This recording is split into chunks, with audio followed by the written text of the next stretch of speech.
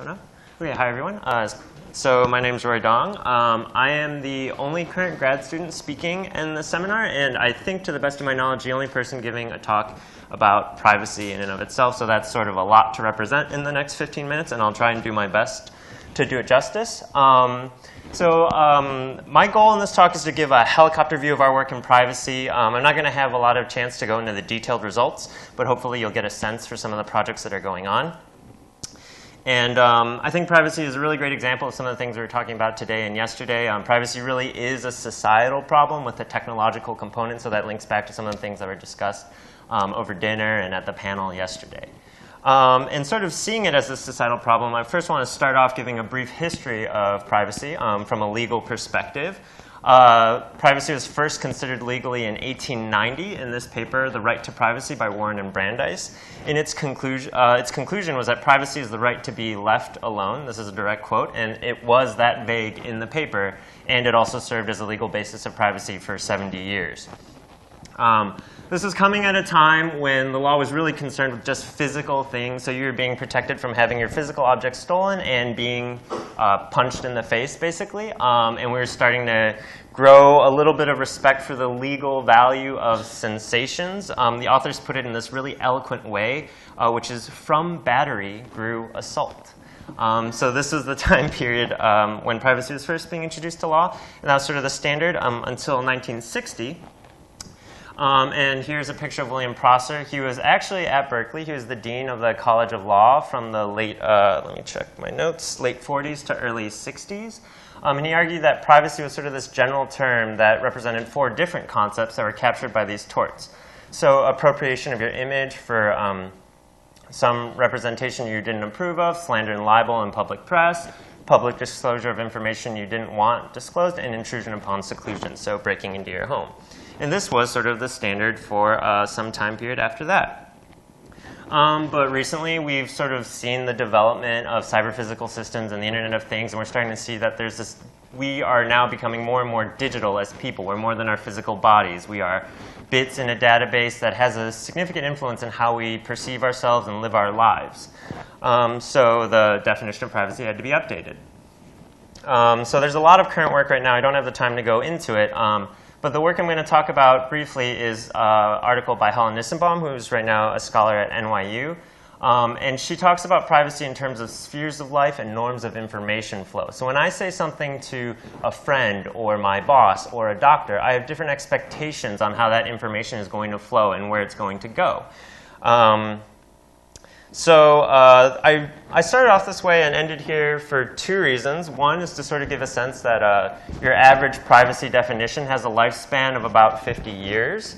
And the second is that we are moving towards a point in time where privacy is highly contextual. And that's kind of important. And that's sort of influenced how I've seen it from an engineering perspective as well, that a one-size-fits-all privacy metric might not be the best thing to do. We have different technical constraints in different cyber-physical systems, and we'll need to consider that. Great. So here's an outline of the rest of the talk. I just finished talking about a brief history of privacy, how it evolved from 1 definition to 4 definitions in the 60s, and now this infinite plurality in present day of contexts. And I'm going to talk about privacy metrics, and that'll be the majority of the talk. And then I'll talk briefly about the utility-privacy trade-off and the emerging data market, which will be discussed in the Lee's keynote this afternoon. Great. So by and large, most privacy metrics fall into 3 different categories. There's differential privacy, something we lovingly call inferential privacy, and equivocation metrics. And I'll go through these one by one. So to start off, I'm going to talk about differential privacy. So we have a definition. What are the prerequisites for us to apply it? First off, we need some private parameter theta that induces a probability distribution on our observables, and some exogenous adjacency relationship, which defines pairs which we want to, private parameters which we want to keep indistinguishable. So for example, we might have 2 sets of databases, all which are exactly the same except for 1 entry in it, which corresponds to you. And you want to see how much effect you being present in the database affects the output of queries to the database. So given those two prerequisites, we can present the definition. We say a system is epsilon delta differentially private if for any pair of adjacent parameters we have this condition satisfied.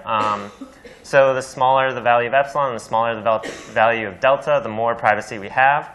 To sort of give some intuition for this definition, if we set delta equal to 0, we can just sort of rearrange the equation and see that it's a bound on the log of the probability of events. And we note that if the denominator here in that term is really, really small, this becomes a really stringent condition. So the delta just makes sure that we don't have a really absurdly difficult condition on low probability events. So differential privacy was introduced in 2006 by Cynthia Dwork and is originally motivated by privacy in static databases. Recently, it's been extended to dynamical systems, distributed optimization by some of the researchers in this room. So George Pappas has been one of the leaders in this. And we recently applied it to learning dynamics and large-scale CPS. So Alex actually hinted at that briefly in the talk. I've worked with him and Waleed on sort of applying differential privacy to these sorts of learning dynamics.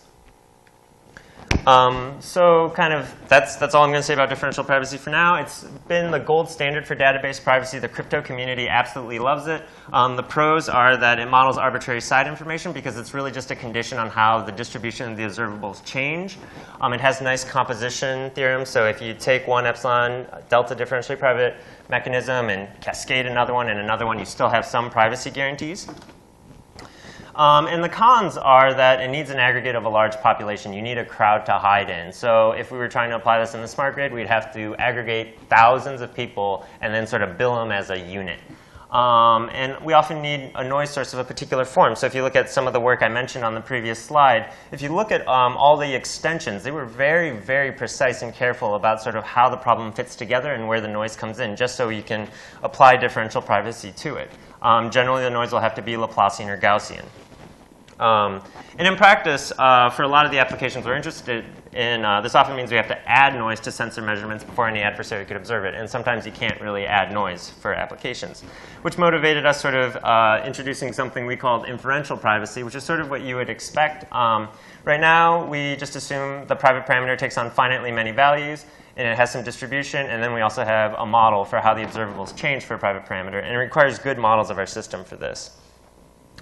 And so sort of this is kind of like an intuitive definition.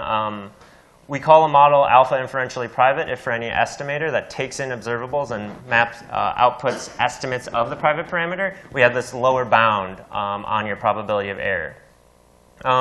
And in a sense, you can think of us as having an adversary who has knowledge of p theta and py given theta and observes y. And they're trying to do their best to infer theta from y. And this kind of hints at something I think Bruno called confidentiality in his talk. I think there's a really deep link there. And so we took this idea and we applied it to some energy from the U.S. Energy, or some data from the U.S. Energy Information Administration. Here at the bottom, we've got a plot of aggregate energy usage as a function of income level. So we see that these log normal distributions, sort of given by the dotted red line, fit this data really nicely. And you can see that there is sort of an effect on your income level on how you use electricity. But there's also some sort of blurring behind it. So this allows us to sort of quantify the privacy loss as a result of observing aggregate energy consumption. So the pros of this are that you can use it as a passive form of privacy. You exploit the existing uncertainty. And you can build on a lot of existing literature in designing optimal estimators and bounding minimax risk. And that's some of the work we've done. The cons are that you need good models of the system. And you assume a bound on how much the adversary knows. And the third metric that's been really popular in the information theory community is equivocation metrics. So right now we're going to suppose that both the private parameter and the observable take on finitely many values. And we'll use mutual information as a privacy metric. So right now that's really just the change in the uncertainty of your prior to the uncertainty of your posterior. And recently, this is joint work with Roshi Jha and Kostas Spanos. We've been applying this to HVAC control using occupancy estimates. So a lot of people in building control are interested in controlling temperature, CO2 levels, and humidity. And naturally, some of the biggest effects on it are due to the number of people in a building. So they've been tracking that and improving building control with it. But naturally, that's telling you a lot about people's lifestyles. So what we're doing is we're trying to use the privacy metric mentioned on the previous slide and try and minimize the privacy costs subject to a control performance constraint on this system. The pros of this sort of metric is that it easily allows the calculation of optimal noise, building on the theory of optimal channel design. You're basically looking at the finite set of values your observable can take and sort of design probability distributions the way that best sort of minimizes the mutual information. And also, it intuitively captures a change in distributions. It doesn't require on-point estimate interpretations. It's really about the entropy of your prior and your posterior. One of the main cons of this that really limits its applicability, though, is that it requires a finite alphabet for both the private variable and the observable. There's been some sort of work that's been trying to extend that to apply this, for example, in the context of the power grid, but then they have to make assumptions that people's energy consumptions take either the value 0 or 1, for example. So I've seen some papers that do work like that, which is really good for proof of concept, but I think a lot of work needs to be done before it can be applied in general to the smart grid. Great. So that was a quick run through basically the three dominant privacy metrics in dynamical systems today. And now I'm going to talk about the utility privacy trade-off. So just to sort of start off, this is a picture of your average home like 10 years ago. And this more or less is a picture of your home now or 5 years from now. And all this data is being transmitted, aggregated, stored, analyzed. And right now, the question is sort of why. There's always some sort of, yeah. Oh, OK, thanks. There's always some sort of control goal there. So some of the work I've been doing with Lily and Alvaro and Henrik is quantifying this utility privacy trade-off. So here's just a graph on how privacy degrades or privacy improves as our sampling period increases, and how the control performance of a direct load controller decreases as we increase our sampling period. And I don't have much time to talk about that now, so feel free to ask me about that offline if you are curious about that. So now I kind of want to come back to this diagram that I put up here. It kind of represents what the sort of privacy problems I've been concerned about, all this data being transmitted. And if you look at these devices, these aren't really devices that are being planted by Big Brother. These are things we're buying off Amazon and putting on our house ourselves. And I think that's sort of the type of privacy risk, the privacy issues we're dealing with now. We're looking at the trade-off between utility and privacy, and we're looking at whether or not new service models can justify the data that's being collected.